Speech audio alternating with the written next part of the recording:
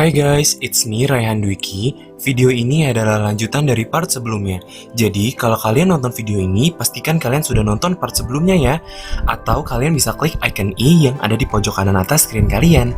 Oke, jadi di video kali ini aku akan jelasin cara untuk mengisi lampiran 17714, PPh kurang bayar atau lebih bayar, dan angsuran PPh pasal 25 dalam lampiran ISPT PPh Badan Rupiah 2010. Keep stay tune ya. Oke, sama seperti sebelumnya, kita pergi ke menu SPT PPh, kemudian pilih lampiran, dan pilih lampiran yang 17714, penghasilan yang dikenakan PPh final dan tidak termasuk objek pajak. Kemudian, berdasarkan data yang ada, PT MNF Pesona Indonesia ini memiliki penghasilan final, yaitu, kita lihat di sini, adalah penghasilan dari bunga deposito sebesar 120 juta. Maka kita langsung masukkan saja ke bagian angka 1 yaitu bunga deposito atau tabungan dan diskonto SBI sebesar 120 juta. Kemudian untuk tarifnya adalah 20%. Maka secara otomatis PPh terutangnya akan terhitung. Kemudian, untuk di 17714 halaman 2-nya di sini apabila perusahaan memiliki penghasilan yang tidak termasuk objek pajak. Di sini, karena PT MNF berdasarkan data yang ada memiliki dividen dari Thailand sebesar 650 juta dan penyertaan modalnya berdasarkan data yang diperoleh memiliki penyertaan modal 30%, maka termasuk ada hubungan istimewa antara kedua belah pihak. Maka di sini kita langsung isi aja 650 juta. Kemudian, apabila sudah selesai, tinggal disimpan aja. Kemudian klik yes. Setelah itu, kita isi kredit luar negeri yang ada di lampiran khusus. Pilih aja kredit pajak luar negeri, kemudian kita pilih baru. Untuk nama pemotongnya, kita input dulu, dan pilih baru. Untuk nama pemotongnya, di sini adalah XBC International Corporation.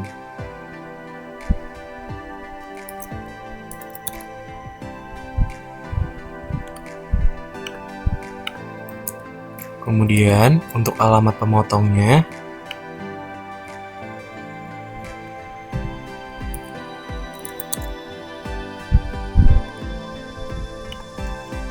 kemudian kita klik simpan. Setelah itu kita tutup aja. Di sini nama pemotongnya kita pilih yang sudah kita buat sebelumnya ya. Untuk jenis penghasilan, kita lihat di sini adalah penghasilannya adalah berupa dividen. Kita pilih aja di sini dividen. Untuk mata uangnya adalah BAT.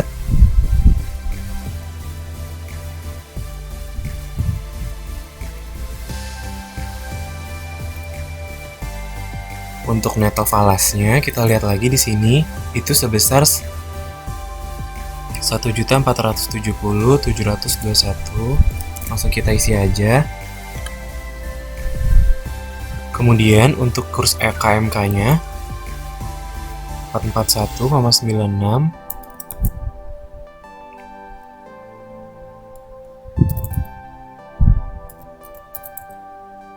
Kemudian, untuk pajak terutang falasnya yaitu pajak terutang yang di Thailand yang dikenakan tarif sebesar 20%. Di sini sebesar 294.144. Kita langsung isi aja di sini.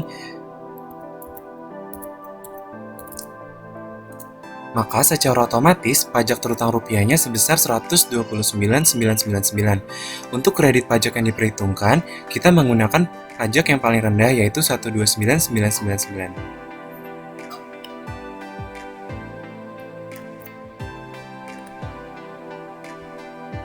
Kemudian kita klik simpan aja. Setelah itu, kita pergi ke SPT PPh lagi dan pilih SPT PPh wajib pajak badan.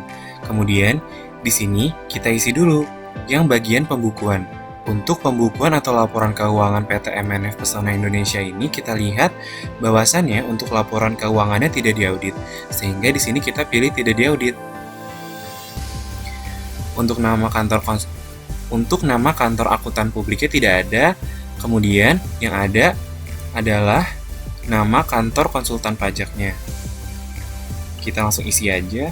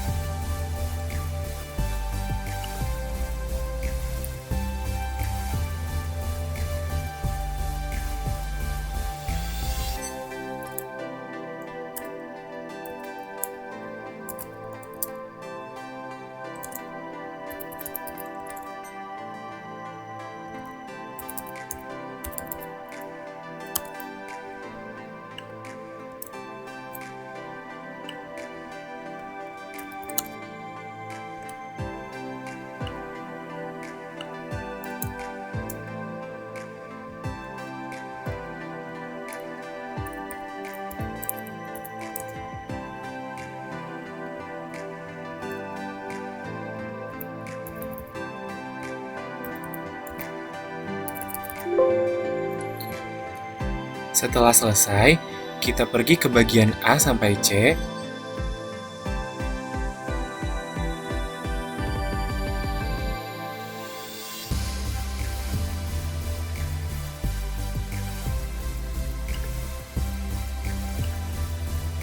Selanjutnya yaitu pada bagian A hingga C.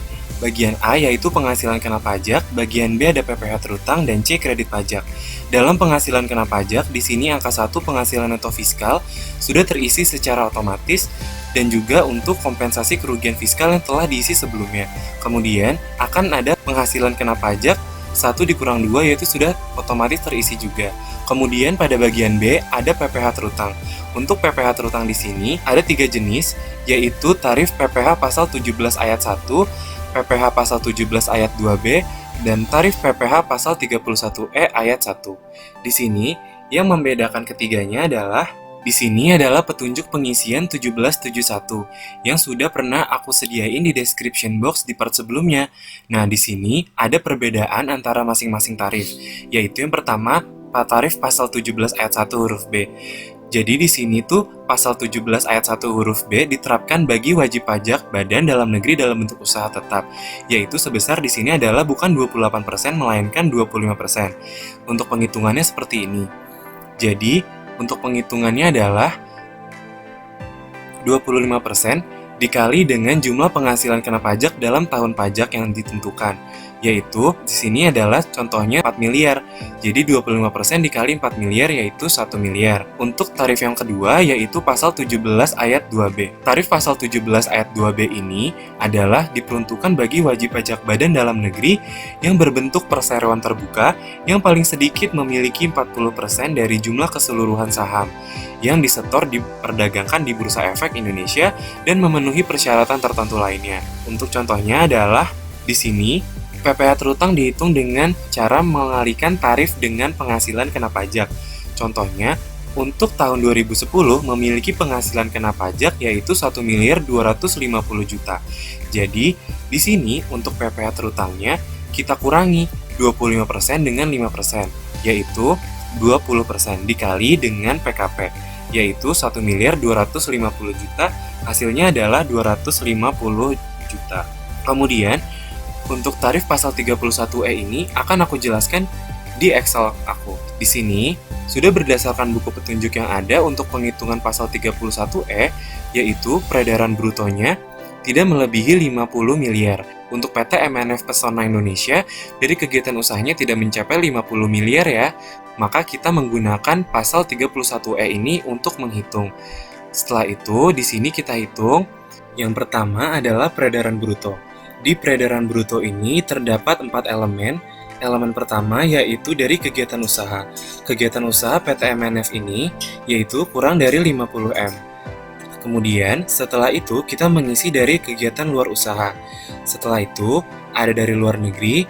Dan yang terakhir adalah jumlah peredaran bruto yang hasilnya adalah penjumlahan dari 1A ditambah 1B dan ditambah 1C. Setelah selesai mengisi peredaran bruto, yang kedua kita isi adalah penghasilan kena pajak. Penghasilan kena pajak ini ada 2 step. Step yang pertama yaitu penghasilan kena pajak dari bagian peredaran bruto yang memperoleh fasilitas. Cara menghitungnya adalah 4,8M dikali penghasilan kena pajak dibagi jumlah peredaran bruto. Kemudian, setelah selesai mengisi penghasilan kena pajak dari bagian peredaran bruto yang memperoleh fasilitas, kita menghitung penghasilan kena pajak dari bagian peredaran bruto yang tidak memperoleh fasilitas. Caranya adalah mengurangi penghasilan kena pajak dengan penghasilan kena pajak dari bagian peredaran bruto yang memperoleh fasilitas. Nah, setelah selesai dari sini, kita menghitung PPh terutangnya. Ada 2 step lagi. Step yang pertama yaitu PPh terutang dari penghasilan kena pajak dari bagian peredaran bruto yang memperoleh fasilitas. Caranya adalah dengan mengkalikan 50% dengan 25% dikali dengan penghasilan kena pajak dari bagian peredaran bruto yang memperoleh fasilitas. Setelah selesai, kita hitung PPh terutang dari penghasilan kena pajak dari bagian peredaran bruto yang tidak memperoleh fasilitas. Caranya berbeda dengan sebelumnya, yaitu 25% dikali dengan penghasilan kena pajak dari bagian peredaran bruto yang memperoleh fasilitas. Setelah itu, kita dapat menjumlahkan PPh terutang, yaitu PPh terutang yang memperoleh fasilitas dengan yang tidak memperoleh fasilitas. Setelah selesai kita menjumlahkan keduanya, kita input kredit pajak di sini. Kredit pajak sudah aku hitung sebelumnya, yaitu sudah sesuai ya dengan ini. Maka dari itu, kita lanjut ke penghitungan selanjutnya adalah penghitungan PPh pasal 29, yaitu pengurangan antara jumlah PPh terutang dengan kredit pajak. Setelah selesai, kita menghitung penghasilan PPh 25 untuk tahun 2019. Di sini menggunakan PPh pasal 31E. Caranya adalah penghasilan neto fiskal teratur dikurangi dengan kompensasi rugi dan mendapatkan PKP. Setelah memperoleh PKP-nya, kita menghitung PKP yang mendapatkan fasilitas. Kemudian setelah itu kita menghitung PKP yang tidak mendapatkan fasilitas. Setelah itu kita menghitung PPh terutangnya.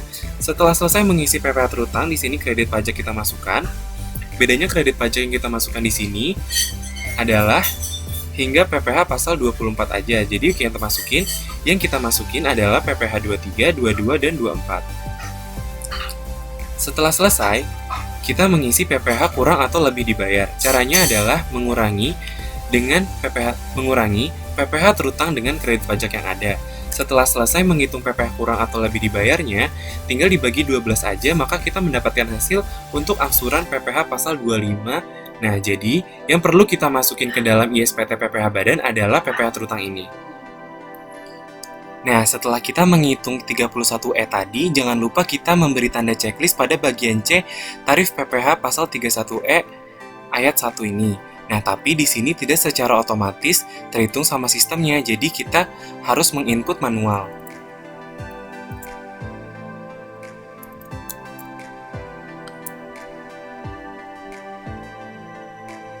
Setelah selesai, di sini maka kita menghitung kredit pajaknya. Nah, untuk kredit pajak di sini tidak ada PPh yang ditanggung oleh pemerintah. Maka kita langsung move aja ke bagian C sampai D. Di sini, dalam kredit pajak, angka 10 PPh yang dibayar sendiri ada PPh pasal 25 bulanan dan STP PPh pasal 25. Nah, di sini dalam STP PPh pasal 25 hanya pokoknya saja. Jadi untuk sanksi administrasinya tidak boleh dimasukkan. Langsung aja yuk kita masukin. Untuk PPh pasal 25 bulanannya yaitu sebesar 168 juta. Hasil penjumlahan dari kredit PPh 25 dari bulan Januari hingga bulan Desember. Kita isi aja di sini. Kita lihat di sini untuk masa November dan Desember wajib pajak dikenakan STP atau surat tagihan pajak PPh pasal 25 tanggal 20 Januari 2019 sebesar pokok pajak PPh pasal 25-nya sebesar 36 juta, sanksi administrasi sebesar 1.640.000.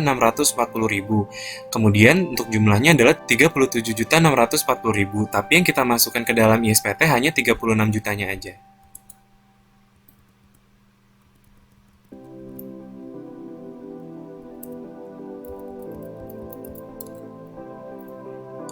Setelah selesai dari sini, maka kemudian kita move ke bagian E dan G. Pada bagian ini terdapat angsuran PPh pasal 25 tahun berjalan yang pertama. Untuk penghitungannya udah aku buat. Jadi kita harus menghitung penghasilan yang menjadi dasar penghitungannya dulu. Caranya adalah penghasilan yang teratur dikurangi dengan penghasilan yang tidak teratur. Penghasilan tidak teratur ini adalah penghasilan yang tidak didapatkan rutin setiap tahunnya. Untuk contohnya adalah berdasarkan kasus ini, contohnya merupakan laba selisih kurs. Laba selisih kurs ini tidak didapatkan setiap tahunnya. Maka dari itu, tergolong penghasilan yang tidak teratur. Untuk mendapatkan penghasilan yang menjadi dasar penghitungan adalah penghasilan neto fiskalnya atau penghasilan teratur dikurangi dengan penghasilan tidak teratur. Maka dapatlah hasil 6 miliar sekian ini yang menjadi dasar penghitungan yang kita masukkan ke dalam ISPT. Kita masukkan aja. Setelah itu, maka secara otomatis akan kehitung ke bawahnya. Dan pada bagian F terdapat PPh final dan penghasilan bukan objek pajak. Di sini sudah terisi juga berdasarkan penghitungan yang sudah kita buat sebelumnya. Selanjutnya, pada bagian H, kita cek kembali apa saja yang pernah kita buat sebelumnya, apakah sudah sesuai atau belum. Ketika sudah sesuai semuanya, kita tinggal klik simpan. data berhasil disimpan. Itu dia gimana cara mengisi lampiran 17714, PPh kurang bayar atau lebih bayar, dan angsuran PPh pasal 25 ke dalam lampiran ISPT Badan Rupiah 2010 ini tentunya. Pastikan kalian isi sesuai dengan apa yang udah aku jelasin sebelumnya ya. Kalau kalian ikutin step aku dari awal, pasti kalian bisa. Komen di bawah ya saran kalian ke aku untuk membuat video apa lagi ke depannya. Terus jangan lupa untuk subscribe dan nyalain bell notification-nya, biar kalian tahu kalau aku upload video baru. Oh iya, like dan share juga ya video ini yang banyak, biar semua orang menjadi cerdas pajak sama seperti kalian. Thank you and see ya.